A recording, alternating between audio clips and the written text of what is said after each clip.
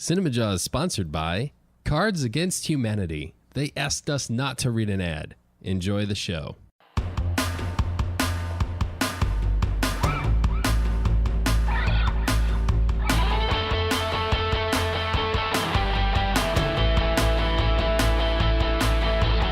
You're listening to Cinemajaw, the greatest movies podcast ever, recorded on location at McCormick Place, C2E2 in Chicago. My name is Matt Kay, and with me is... Rye, the movie guy, and sitting alongside me is our engineer, Fill Me In Phil. How's it going, guys? This week on Cinemajaw, Matt, we celebrate C2E2, which is the Chicago Comic and Entertainment Expo. Well done, Ryan. It is their 10-year anniversary. I didn't think you'd get the acronym right, honestly. C2E2 started, I have the date here, believe it or not, April 16th, 2010. Do you remember what you said to me when I said we should go to this thing 10 years ago? I laughed at you. I think you said, what the hell is that? I had no idea what it was. I never envisioned myself going to a comic convention to begin with. I don't think anybody here ever envisioned you going to a comic book convention. And you've come to like it. I have. I mean, really do enjoy this weekend. It's like a new Rye the Movie Guy. And to set the stage here for you, Jawheads, this was, again, 2010. Me and Matt started the podcast late 2009. So we were still very new in our relationship when you would pitch this thing. Things were nascent. Yeah, like, hey, you got to go to this comic convention. And the idea was to, at that point, hand out flyers and to get listenership up for Cinemajaw. Right. And what I was joking with you earlier, how far we've come, I remember that year handing out flyers and actually having to tell people what a podcast was. Right. Yeah. I mean, of all places, we probably had to explain it the least here, but you still had to explain it to people all the time. And I would explain it. It's like a radio show, but you get it on like iTunes or, so forth. Right. And people are like, okay, we'll give it a shot. Nowadays, you don't have to do that. Not at all. We've come a long way. And it's absolutely shocking. I've been to all 10 C2E2s. That is. And I have not. You missed one. I did. I missed one. I had a new job and couldn't make it one year. That was such a bummer. So while we were here, we actually got some what we call man-on-the-street interviews with people who are dressed up in costumes. And I mean, it's a huge celebration, not just of comics, but really of pop culture. Pop culture. Largely comics, though. It's fair to say. So you'll hear some people intertwined in the episode here. Yeah, this is a bit of a superhero episode. I agree. So in honor of 10 years of C2E2, here's our topic this week, Matt. Okay. Top 3 favorite superhero movies of the past 10 years. There have been a slew of superhero movies, and some of them have been amazing. And we're really saying the decade, since 2010, the top 3 superhero films. So no Dark Knight, no Iron Man. That's right. That's right. Yep. Those are disqualified since they came out before 2010. Get thinking of those Jawheads. Besides that, we even have more going on, don't we, Phil? Oh, yeah. We are also going to be going eye for an eye on Shazam this week. And we have a review of Triple Frontier, the new Netflix film. Nice. And since we're at C2E2 and we're going eye for an eye on Shazam, I figured this is a good time to play funny superhero movie trivia. Okay. A lot of Deadpool questions, I'm guessing. You'll see. There's actually been some very funny superhero movies. I think they all have at least a little touch of humor. And to take you on, we're going to have a fan in C2E2 take you on, Matt Kay. Okay. Maybe we can find a Batman. That should be our quest. If one walks by while we're recording, we'll do it. Okay. Sounds good. He has to answer all the questions in the Batman voice. That sounds good. Okay. Also want to say, Jawheads, that I know this is coming out April 1st, but because we're recording this at C2E2, we're a bit rushed. So the new theme and the new riddle will be on the following episode. Yeah. We still got a Brie Larson. We're at C2E2. She's Captain Marvel. It all makes sense. Yeah. Let's just keep it going one extra week. Brie Larson. And it's the first. So to do that, Phil? Yeah, we actually don't have a Brie Larson fact today, but we did go around and ask, like Ryan said, some man-on-the-street questions, what people thought of Brie Larson as Captain Marvel. And this is what we got. What did you think of Brie Larson as Captain Marvel? So I'm Nadia. I'm from Jefferson Park, and I loved her because she's my Jesus. But I'm saying. Tell us how you really feel. I love her. So I think her performance was very, very good as Captain Marvel, but also Captain Marvel is a very good character in the first place. So it was cool to see her be like, here's Captain Marvel, just casually, and it was awesome. What did you think of Brie Larson as Captain Marvel?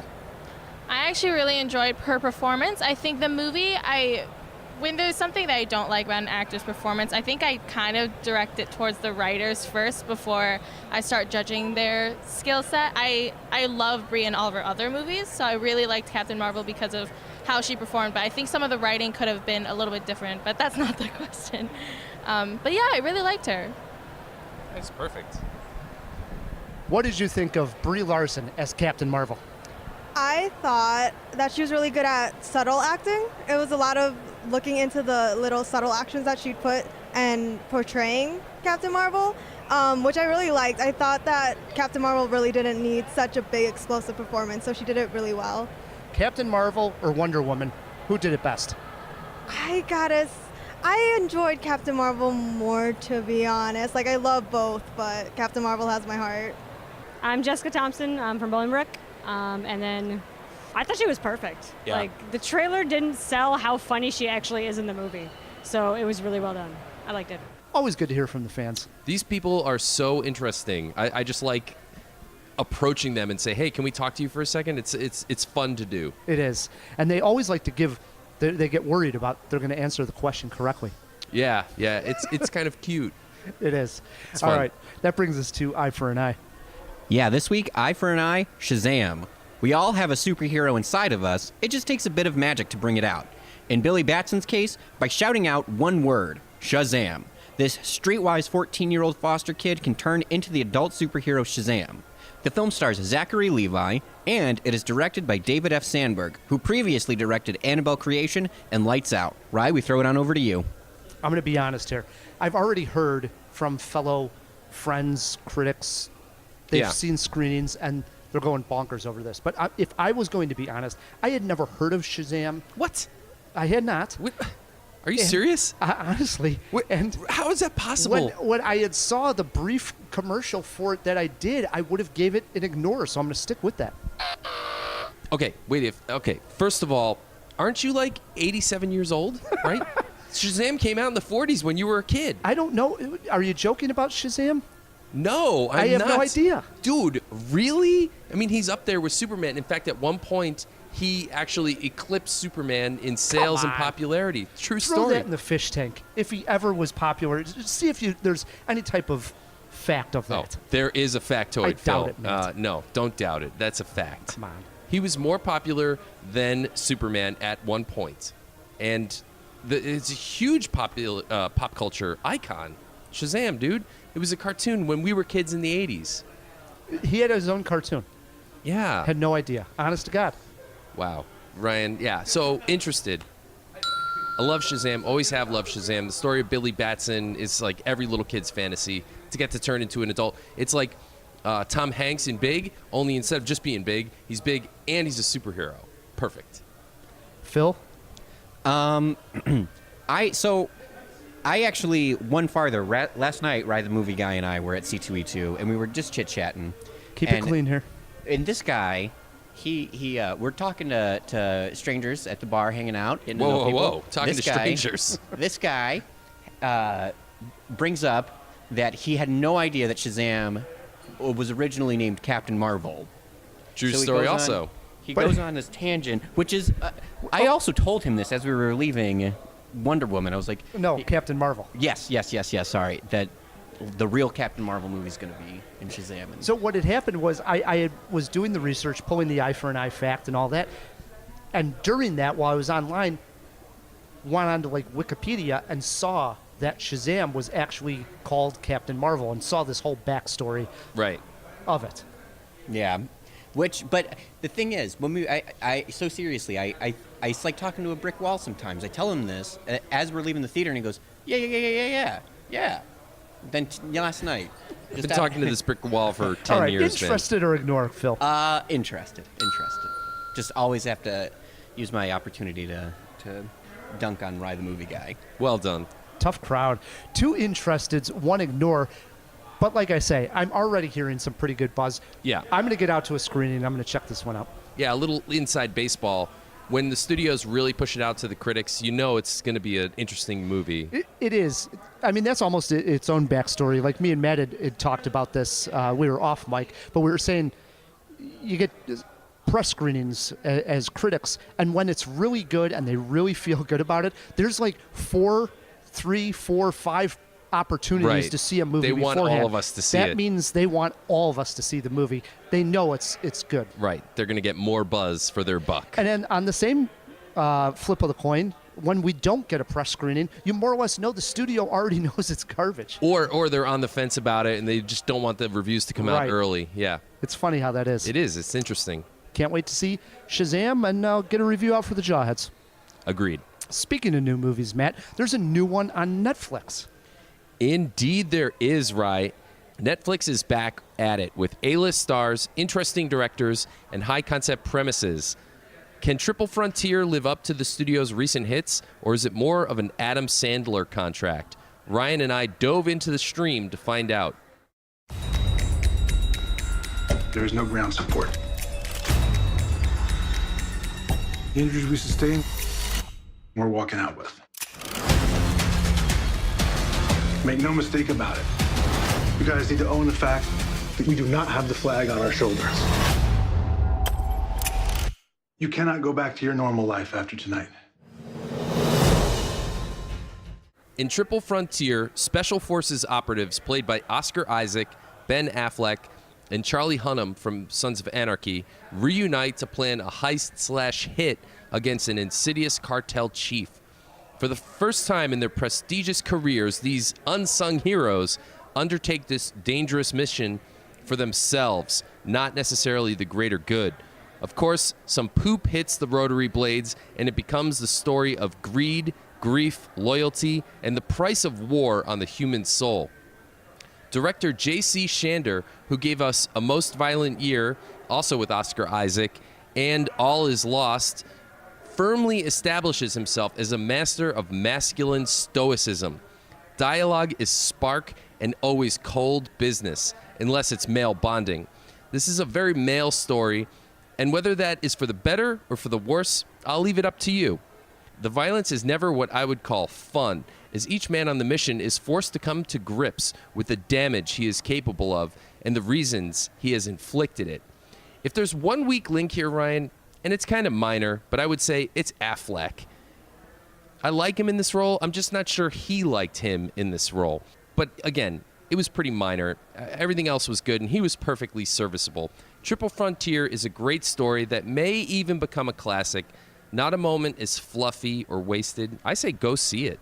Hold your horses here. A classic. That's a little too high praise. I don't know. I liked it. It was out of the box. Let's say this, and I think you picked apart probably the thing Triple Frontier has going against it, and that is this film is the quintessential, using air quotes here, low-energy Ben Affleck film. Don't use that term. This guy had no energy, right? So I wanted to literally shake him. I wanted to go into the TV screen and just shake this guy and say, hey, dude, you're making a movie. He had Act some like moments. You're having some fun. He had some moments when his character comes to life. He's just like a wet towel in this movie. I agree. Like I said, I liked him in the role, but I'm not sure he liked himself in the role. However, but he's there with Oscar Isaac. And you know? Isaac does a really good job here. A great job. But overall, the cast, I mean, the acting didn't need to be on point because the story in general is told in a tense way. So the story really sells this movie. And I was along for the ride. I had no idea really going into it what Triple Frontier was. This is a Netflix movie that I didn't see any advertising on, just saw the cast. And when we decided to review it, I sat down to check it out and had no idea even what the storyline was. You were totally cold. Completely cold. Had no idea it was even a heist movie. So I was like tense during the heist. And I think the story lends itself to, you know, that kind of moment where you're yelling at the screen for these characters to do something that would just be common sense. And that's the sign of a good film. Yes, I agree. I agree with you completely. So the heist moment when they're actually stealing this money and there's just an abundant amount of money to be taken. So they Right. go in with this idea of how much money they're going to take, but greed basically gets the better of these guys. And that's, I think, the ultimate message of the movie. When you're is- confronted with that much, like piles and piles of cash, we're talking like Breaking Bad style, like piles of cash. ridiculous amounts. And so they get to the point where they just can't stop themselves from making one more trip to Right. get the money. It's like they're high. A, they're running out of time because there are people returning to the house. Right. B, there's just too much money to actually take Physically, and haul yeah. and physically move. And they just keep going at it. And Affleck, I don't know if his character makes sort of a flip. He seems like the level-headed guy of the group. He's the one that comes up with the plan, yet it's he who goes bonkers out of his mind to keep going for more and more I money. think it's also him who has paid the greatest price for the service he's given to his country. He's split from his wife. His character is sort of down on his luck, driving a crappy old truck. So this opportunity, he sees this as his way out, his meal ticket. I didn't like how the heist itself is set up so quickly, in the sense that they actually go in one particular scene to the house that they were going to rob. And this is in a South American country where there's jungle and like gates around this house. And they basically walk up right to the house. And they're in cover. But they're Well, these guys so are close. special operatives, dude. It didn't have that feeling. It really felt like these guys just just walked right up to the gate and were already spying on the house and the family and I was like, I don't know if that didn't bother me at all, dude. Because also the guy felt a little bit secure because of his seclusion. Like nobody knew where he was or where this house was. So it was maybe a little hubris on his part. But I will say, I enjoyed the film. I'm recommending the film. I just think that with a little bit more thought and effort into the movie itself, and maybe a little more energy from Ben Affleck, we would have had a really special film. I agree. Less Affleck would have made this film better. And it's a shame because, again, I really liked his casting, but he just didn't deliver as much as the other people did. Alrighty then, let's hear some of the best and worst parts of the movie. I mean, Ryan nailed it right on the head. The best part is the actual heist.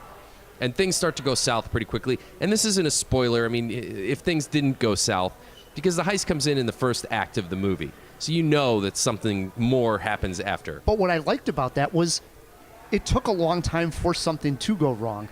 I was suspecting something to go wrong during the heist. Same. And I well, think and it doesn't go 100% right. it doesn't, right? But I think the whole time I was waiting for that shoe to drop for a very long time in the film. Great And suspense. I credit the director with that, because that's what makes this movie so entertaining. Yeah. Is the fact that you're waiting and waiting and waiting, and it's taken a long time for something to go horribly wrong. If I had to come up with a worst scene, there's a special effect when a character dies. Somebody gets shot in the head. And I think studios or filmmakers right now are just relying too much on digital. Let's get some practical effects in there. It just looked fake. If I had to say a best and worst moment, for my best would actually be outside of the heist. I loved the opening scene with Oscar Isaac, where he actually uses this quote, "It's the price of being a warrior." And then right after that, they cut to a helicopter shot flying over this South American city, and Metallica is playing. Oh, yeah. And this completely lured me into the film.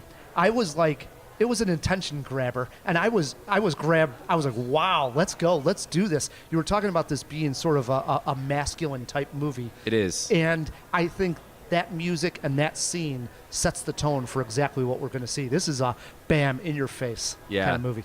I mean, I hate to say it, and I don't know if this is a dig or you know what, take this as you will, but it's a very bruh kind of movie. Did you say bruh? Bruh. I hate that word. Yeah, that's the. But it is. Don't ever say that again. But it is. Actually, don't ever say that again. All right. For my worst, though, is so Ben Affleck's character is supposed to be like the mastermind of the heist, but he doesn't really want to go along at first. You know, he's wishy-washy if he even wants to go along and do this. And then they drop him off and they pick him up like 6 hours later, and he literally has the entire plan mapped out. It was almost laughable, right? He's like, the family's away for X amount of minutes. We got 2 security guards here. We get a van in here. Wait, what? He hasn't Well, even he's that seen good, any- Ryan. He's He's not that good. Not with that No, low this energy is that Ben I saw Affleck out of we're Ben. talking No, about. he was He is not. that good. No, he's not that He good. is that good. That part He's- was laughable. he's Batman. It was ridiculous. No, I had no problems with that part. Alrighty, well then we're on to influences. I hope to see some really movies from you guys. Don't, please. All right. Strangely, Deliverance. Wow. It's a bunch of guys in a really messed up situation having to survive and count on one another. I didn't. Yeah. Now that you say that, I do get a little bit of that for sure. For me, I went with talking about the heist. You got Ocean's 11, where they're setting up the heist Okay. and then they're going through the heist. All right. And then a little bit of Sicario for me, actually, Wow. where they're in a foreign original. country. Yeah. Yeah. Where they're in a foreign country. They're just sort of like, well, in this case, they're completely breaking the laws. But in Sicario, they're bending all the rules. Right. So They're same definitely deal. breaking laws in I think Sicario. those two together. Yeah. Good ones. Did you guys learn anything? Don't mess with drug cartels unless you have a death wish. I learned there's always money in the banana stand. I learned that once when I was watching Arrested Development, and for those Arrested Development fans, I guess I just gave a spoiler away of where the money is, but there's always money in the banana stand. And then last one, movie poster quotes. Greed is good and heavy. Okay, Ryan, that's good. Here's mine. Triple Frontier is no triple threat, but it is a singularly good movie. All right, a little wordy, but we'll give it to you, Matt. Well, I mean, they went with Triple Frontier. What the heck does that mean, even, I by know. the way? I mean, is it Oscar Isaac, Ben Affleck, and No, Charlie Hunnam? I actually think it's the 3 frontiers that they have to go to get out and Right, the succeed. jungle, the mountains, and then the ocean. Right. Dumb. Eh. Dumb title. How many Jaws? I'm giving this one 2.5 Jaws. I'm going 3 Jaws. You're going 3? 3 Jaws? Well, I think I liked it more than you, so I guess I might upgrade it to 3. It's on Netflix. This is the kind of movie, and I had mentioned this before we started recording. This is the kind of movie that probably wouldn't be great in like the movie theater. Like I would be like telling people, "Hey, you got to go see this." But for a Netflix movie where it's just at your disposal in your living See, room, Ryan, you're coming around. it's a really entertaining watch. I agree, 100%. All right, if you see Triple Frontier and you want to throw your thoughts at us, feedback at cinemajaw.com or tweet us at Cinemajaw. We'll retweet it and get the discussion going. Now, our topic, as we mentioned, C2E2 is turning 10. So we decided to look back at the last 10 years, the decade, if you will, and name our top 3 favorite superhero movies. What we did is we went out onto the floor of C2E2 and we actually asked a bunch of fans. Some of these guys are dressed up as Captain America, Spider-Man, who knows? Yeah. Some of them I don't Characters even Rise know. never heard of, I right? know. And we asked them, hey, what's your favorite superhero movie of the past 10 years? What's your name, where you're from, and what's your favorite superhero movie of the decade? Name is Jason. Come from Chicago. Favorite superhero movie is Captain America Winter Soldier, just because I thought it was a really good movie and it told a really, really great story. My name's Monica. I'm from Chicago, and my favorite superhero movie of the last 10 years was Black Panther, because I thought that they had a really great cast, and I loved like all the women in different roles. We had the science and the military and all that, and just really great cast. What's your name, where are you from, and what's your favorite superhero movie of the past 10 years? I'm Cody from right here in Chicago, and man, Civil War. That was just it. That was the ticket. That fight scene when they're in the airport, like it was like it was just the best thing that ever happened. It's a dream come true. It was beyond a dream come true. It was like, yeah, it just. I mean, I can't even. There are no words, and I have a microphone in my face, and I have 0 words, which isn't super useful. But man, Civil War, that just top to bottom, the whole thing. It was like this is what was meant to be. Okay, my name is Bordina Carreño. I'm from Chicago, and I think Wonder Woman. I mean, well, honestly, I never thought like one of those movies would come out starring like a female character, but I just really liked it. My name is Miguel. I'm from Chicago, and I want to say the first Guardians of the Galaxy. And the reason is because nobody knew who the Guardians were, and now they're like headliners, and I feel like the movie did that. It brought them into the spotlight. And here's another great thing, Matt K, about C2E2. What's that, Rye? We literally run into a past guest, friend of the show, Frank T. Ziti, and his son enjoying C2E2. Hello. Hello. The question we've been asking everybody here is, what is your favorite superhero movie of the past 10 years? Well, I had to think about that. I thought right away it was going to be Deadpool, but then my son reminded me that there was probably a better movie that came out, which was, as he runs away, Spider-Man Into the Spider-Verse. It was fantastic. It was really fantastic. I went in just thinking, we're just going to take him to a kid's movie, which you as a father, sometimes when a kid's movie comes out, it's great. It's an outing for the family. Right, but a bit of a snooze fest. We saw it in IMAX out in Oak Brook, and it was fantastic. Our seats were up close, but it was still gorgeous. Yeah, I mean, it was great. Not only were the characters great, I really loved, and there's so many Easter eggs in the movie. The way that Coca-Cola spelled, or the Chance the Rapper with a 4 on his head instead of a 3. Yeah. And then the constant repetition of each of the Spider-Verse breakdowns. It was great. How Doc Ock was a woman, and we loved it. What else about the Spider-Man Into the Spider-Verse did you like?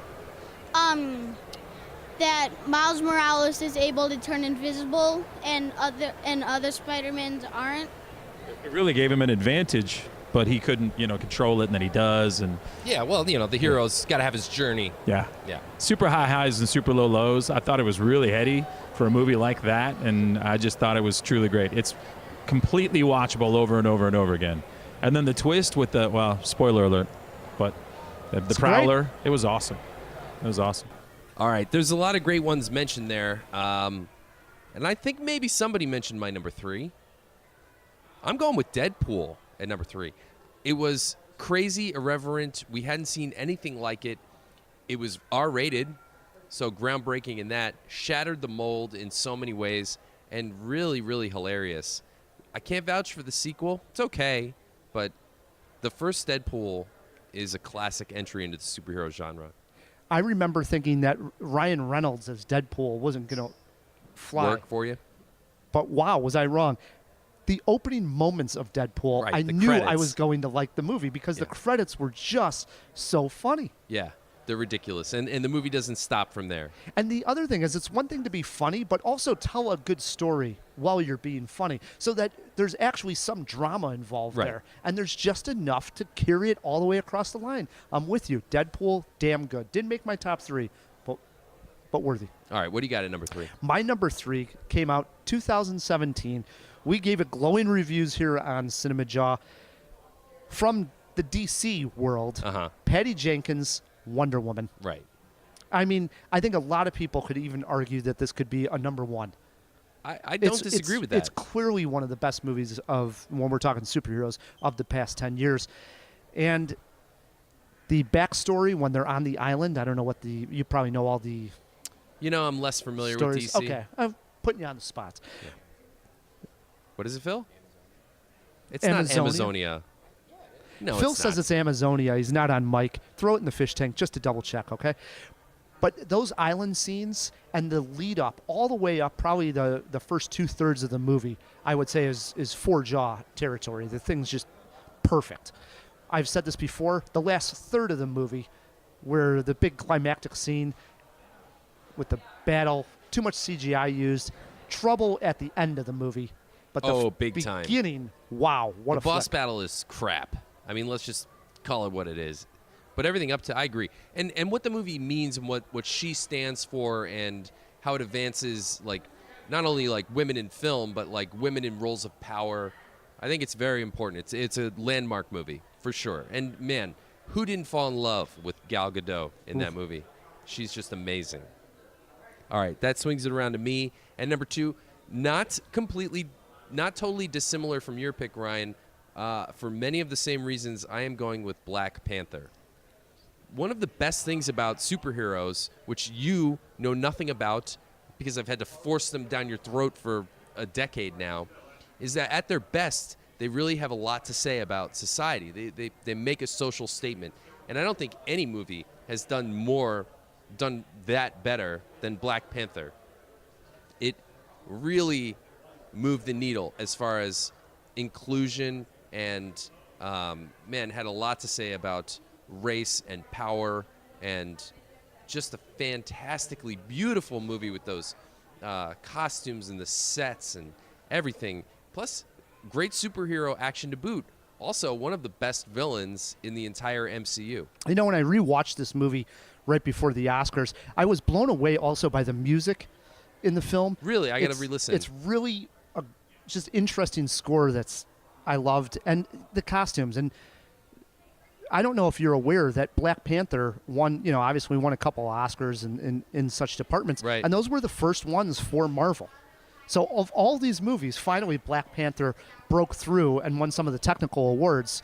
And I'm glad that it did. I mean, you look at the costumes and the music and the production design of Black Panther, it's amazing. Yeah, I mean, everybody thought it was going to be good, but I don't think even Marvel knew exactly how good it was going to be received, how well it was going to be received.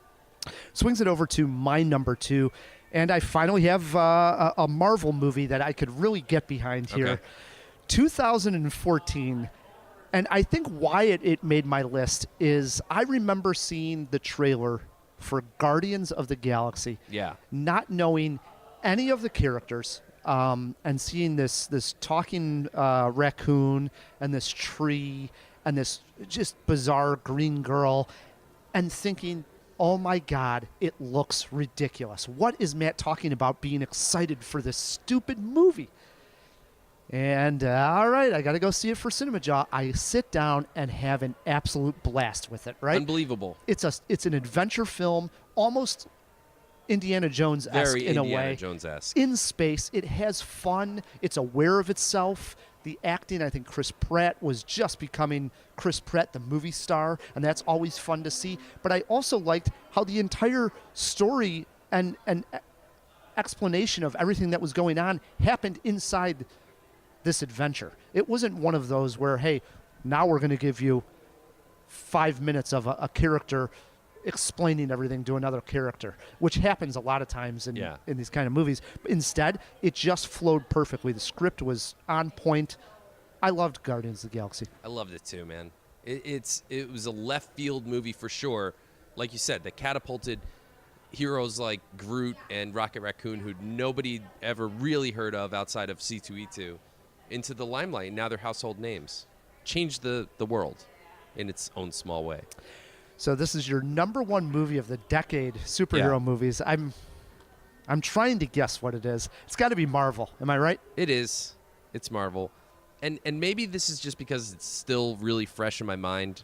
But when I thought about this, I mean, there's one that I happen to know is on your list that I'm going to avoid. So I'm going somewhere else with it. The best cliffhanger in all of movies, maybe of all time, and I'm talking about Infinity War.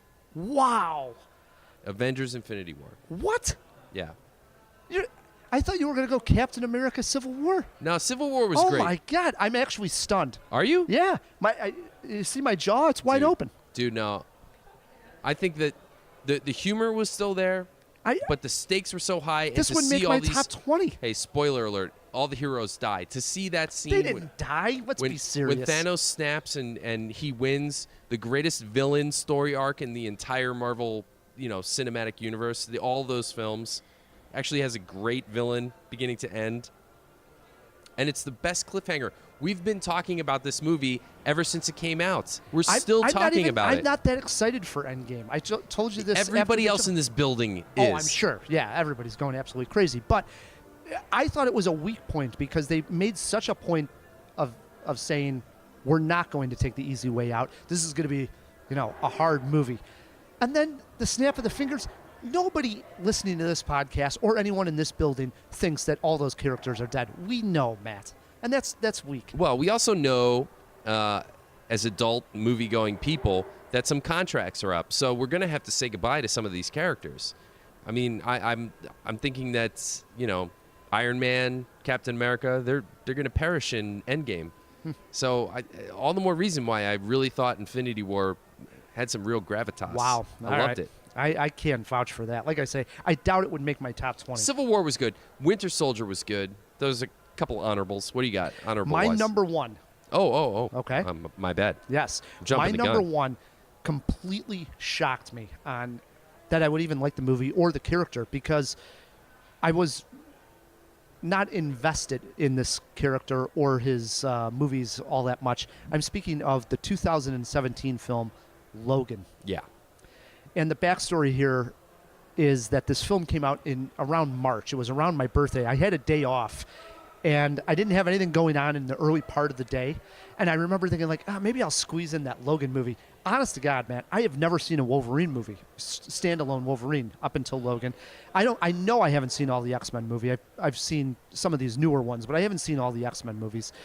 But I had heard from, people that... It wasn't me, because I you catch hadn't up seen it at the till time. later, yeah. But it just, friends, part of the critic group were saying, hey, you got to see Logan. I'm like, all right, I'll go see it, but I don't know what the hell they're talking about, because And I'm it's not right gonna up there like with this. Dark Knight, right? And oh my goodness, it's a noir film that's a superhero movie that you don't need to know any of the backstory. I didn't see any of the Wolverine films. That's okay, because Logan is just a standalone great film. But you know enough about Wolverine. You know that he heals. You know that he has claws. That's really all you need to know. And this little Wolverine, the girl, X-23. What Matt said, Yeah. was First appearance absolutely in excellent. Runaways #2. I own it. Oh, Jesus. So she was absolutely awesome in the movie, but also... Oh, crap. No, it was the NYX. doctor. NYX. Sorry. Go on. The doctor in the wheelchair. The doctor. Are you talking about Professor X? Professor X. Yeah. Who's played by... Sir Patrick Stewart. He's excellent in this movie. Yeah. Captain Picard. I mean, call him Captain, right? Yes. I loved him in there as well. I understand there's a fantastic. black and white version of the film that I always want to go back and revisit. I mean, the I love palette this is so movie. washed out, it's almost black and white. The cool thing is like, he's one of the most powerful psychic telepaths in the world, and he's succumbing to dementia. And what are the implications of that? Such a great premise. And I love that scene. I think they're in like a hotel room where he's using his mind. Right, and everyone feels it. Yeah. And the whole Everything's hotel. shaking. Yeah. It's awesome. Great one. My number one, Logan, an honorable mention for me is one that made my top 10 last year, and that is Spider-Man Into the Spider-Verse. That's a great one. Absolutely. And maybe after a revisit, because we were talking to people, obviously, all day here today at C2E2, and people were mentioning this movie and talking about it. Lots of Spider-Gwens walking around. Tons. I mean, that was probably the hit of C2E2. And that made me think, like, I got to go back and watch the movie. Maybe on a second viewing, that actually cracks my top 3. Yeah, maybe. It's a good one, for sure. Hey, Homecoming was no slouch either. Spidey's back. All right. Those are our top 3 favorite superhero movies of the past 10 years. I'm so happy. I'm so Aren't you? happy. Yes. Aren't you? Yeah. So what we're Anytime gonna I do, can force you to talk about superheroes. What we're going to do is there's a lot of people who have been walking by and taking pictures of us while we're recording. I don't know why they're taking photos of Phil. He's dressed as costume. Tetsuo Shima from Yeah, Akira. and we'll talk about that when we get back. We're going to play some trivia, Matt. Yourself first a guest in humorous superhero movie trivia. All that and more. Stick with us. Let's all go to the lobby. And now, in honor of Cinemajaw's Brie Larson month, Nick Fury meets Brie Larson. Or, I mean, Captain Marvel. How long do you plan to be in town? Oh, I'll be out of your hair as soon as I track down the Skrulls that are infiltrating your planet. Skrulls? Shapeshifters. They can transform into any life form down to the DNA. Oh boy, you guys don't have any clue, do you? Whoa, hold on. How do we know you're not one of those shapeshifters? Congratulations, Agent Fury. You have finally asked a relevant question. Oh, congratulations to you, Star Force lady. You're under arrest. Let's all go to the lobby. Let's all go Hey, to Jawheads, the this is Matt Kay with a quick reminder. You can catch Cinemajaw anywhere you find podcasts, like Apple Podcasts, Google Play, and now Spotify. That's right, we are on Spotify. You probably listen to a bunch of music at work or something like that. Just pull up Cinemajaw. It's very convenient for you. And while you're there, click subscribe. It's one extra button, and you will never miss an episode. And thanks. to get ourselves a treat. And we are back on Cinemajaw, recording at McCormick Place, C2E2, the 10th anniversary of C2E2. Yeah, it's amazing. Of course, part of the fun and the joy of coming to a convention like this is seeing all the different cosplay, people dressed up as every character you can imagine. Right. Matt, did you have one in particular that you would say, that was awesome? Yeah, it wasn't even a character per se. I saw a man dressed as the Infinity Gauntlet, like a giant life-size glove with the gems and everything. Oh, I saw that. That was pretty cool. He even had Ant-Man and the Wasp, miniatures Right. on the glove. Right. Brilliant. Where do they come up with these ideas I for don't these know. costumes? It's amazing. Some of them are really clever. Yeah. Speaking of costumes, our own Phil, over in the fish tank, I don't know when he has time for this, decided that he would dress up for C2E2. Let's open up that fish tank. Wait a moment! It's fish! Isn't it? DC! Wake up! No, Pat, it's a giant glass bowl. Hey, there's some fish folk. Who's coming with me besides Flipper? Here. That's a Sicilian message. It means Luca Brasi sleeps with the fishes. You're gonna need a bigger boat. Hey, how's it going, guys? Good to be out. Yeah, I'm glad you didn't ask me because my answer would have been the handsome young man dressed as Tetsuo Shima from Akira carrying around a microphone. You got to spike your hair next year. It's okay. Here's the thing. I thought about it because I tried and it kind of didn't work. But if anybody's ever seen a Japanese person, we don't look like that in real life. I guarantee you, when the live-action Akira movie comes out in real life, they're not going to have spiky hair. That's not how it works. No, I hope they do though. Tetsuo Shima's got spiky hair. I hope they don't. But that's a that's a story for a different podcast. Indeed.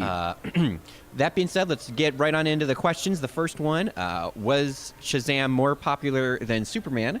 And that answer is yes, absolutely. He was so successful that at his peak, he sold 1.3 million copies each month, and he was the first superhero to have a film made after him. Wow. That's huge. insane. Huge. I can't believe you don't know who Shazam is. That's But nuts. was it jokey back then?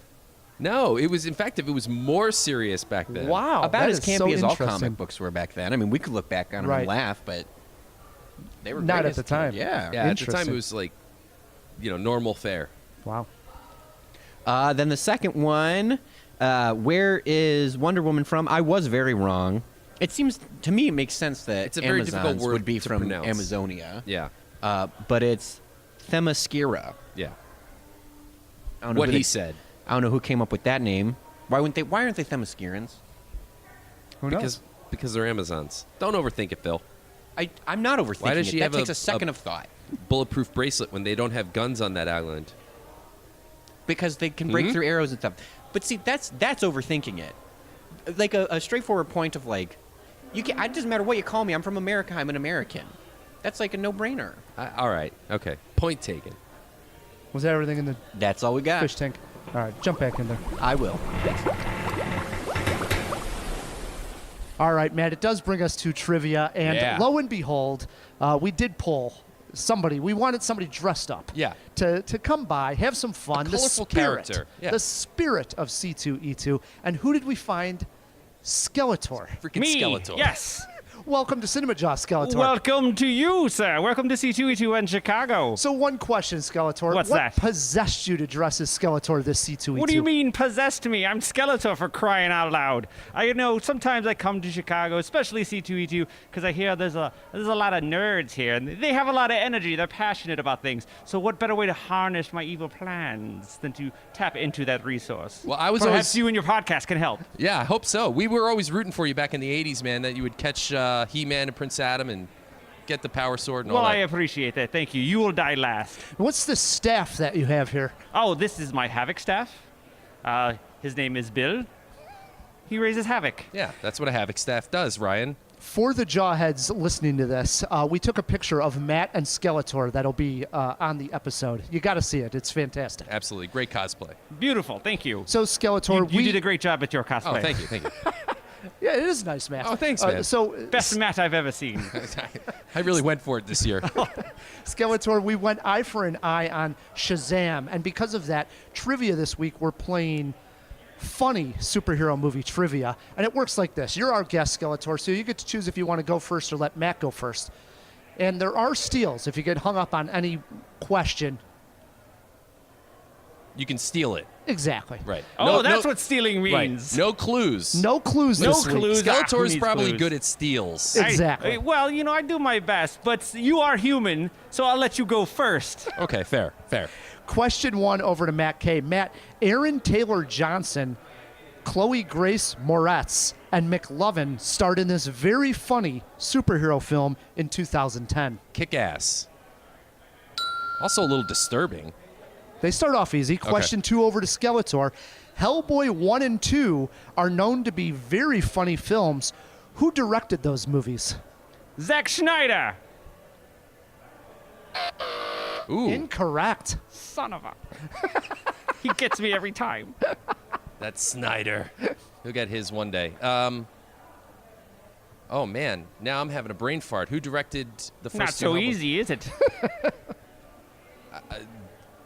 Guillermo del Toro? I was going to go Wow. there. Skeletor, you're down 2-0 to Matt. I'm afraid if I beat Skeletor, I'm not going to sleep well tonight, if I sleep at all. Question 3 is over to Matt K. In 2014, Disney released this funny superhero movie. It had characters named Kiro, Hamada, Honey Lemon, and Baymax. Big Hero 6. Wow. I was going to go Skeletor's for like, 5. I knew Big that. Hero 5. I guess I would have been wrong anyway. 3-0, Matt. Question 4 over to Skeletor. In 2008, this genre got its own parody film. The superheroes got its own parody film starring Kevin Hart, Pamela Anderson, and Jeffrey Tambor. What was the name of that film? A parody film. Pamela and Barbed Wire? Incorrect, Matt. Batting zeros here. 2008? Kevin Yeah, Hart. 2008. This genre of superheroes got a parody film. Kevin Hart, Pamela Anderson, Jeffrey Tambor. Was it Pamela Anderson's second sex tape? Superhero movie. Well, hey, man. There Did you you go. see your first one? Superhero movie. That's what we're looking for. I don't know if that was That's super. the name of the movie? Yeah. I've never even heard of it, dude. I guess parody, we should have gone that way. We don't have movies on Eternia. Still 3-0, Matt. Question 5 is over to Skeletor. Who voiced Megamind in the animated film Megamind? Oh, is that to me? Megamind is... I want to say Jim Carrey, but I believe that's incorrect. Don't worry, Skeletor. I think I'm going to botch this one. It's the other guy from Kids in the Hall. Scott something. We were looking for Will Ferrell. Oh, Really? Will Ferrell was Yes. Megamind, yes. Still 3-0, Matt K. Question 6. We need all three of these, Skeletor. Question 6 is to Matt K. Speaking of voices, who voiced Batman in Batman the Lego Movie? Will Arnett. Oh, wow. Oh, boy. I fear for your life, Matt, I've because been you are... smoked here. This is a conspiracy. You're working for He-Man, aren't you? No, never. It is 4-0, Matt K. Question 7 to you, Skeletor. What was the name of the 2005 movie about high school students learning to be superheroes? It starred Mary Elizabeth Winstead, Kurt Russell, and Bruce Campbell. Oh, I know this movie. I was going to say Kurt Russell when you were naming off the names. Superhero High? Close. Oh. Sky High. Oh, that's right. We had to give him one. Yes, Yeah, absolutely. yeah. Oh, very 4-1. good. Cheat in my favor. Very good. You will Well, survive. That's what we do for Skeletor. Question 8 to you, Matt. Who starred in Blank Man? Oh, The movie was 1994 movie Blank Man. Damon Wayans. Oh, 5-1. Matt K Also a wins this Chicago one. movie. was it in Chicago? Yeah. Oh, I must come here more often. If it came down to a tie, we call it a jawbreaker. It was this. Age of Bruce Campbell. Closest to. Skeletor, do you got to guess? The current age of Bruce Campbell. I would say he's 52. Lock him in at 52. Matt, you got to guess? He might be a little older than that. I would say 56. 60 years old for Wow. Bruce Campbell. I He's thought you were getting going up to there. price his right on me and go one Yeah, higher. go one higher. And unbelievable. Very good. Can I get a handshake Great, here? great Absolutely. competition. Wow. Absolutely. Thank you for not vaporizing me. Not a problem. We all must band together in the end. Yes. No, Let- not true. Not true at all. Let Will we evil see unite. Will we see you at the bar later, Skeletor? Absolutely not. I'm on my way back to Eternia. Things to do, people to enslave. Thanks a lot for coming on Cinemajaw. Thank you, gentlemen. Thanks for your Enjoy time. the weekend. You too. Well, Matt, that brings us to the end of a great Jaw. It's one of my favorite episodes of the year. It's fun because, obviously we're on location. You also got to thank special things to Phil for helping us out. A lot going on here. Yeah. We're at the convention. Tons. A lot of people walking by, asking us questions, and we still get in a Jaw on location. It's so much fun. It is. We're sitting in the lobby of the Hyatt right now. It's, Total blast. it is. It's fun. Let's Yeah. go to the bar. I agree. We've got to have some drinks. First and foremost, we do got to thank our sponsors. Yes, thanks to the Chicago Podcast Co-op and Cards Against Humanity for sponsoring this show.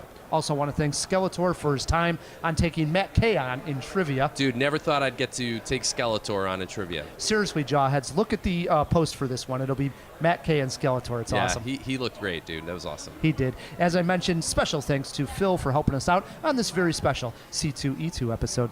Oh, thank you guys. The pleasure is all mine. I get to come have fun with friends and get a chat with Skeletor. So it's a win-win for everybody. Not every day you get to do something like that. Literally the only time ever, probably. Probably. If you want to support Cinemajaw, please leave us a review wherever you're getting your podcast. Yeah, and while you're there, click that subscribe button. It's one extra click, and it helps us out immensely. Until next week, I'm Rye the Movie Guy. I'm Matt K. And keep on jawing about the movies.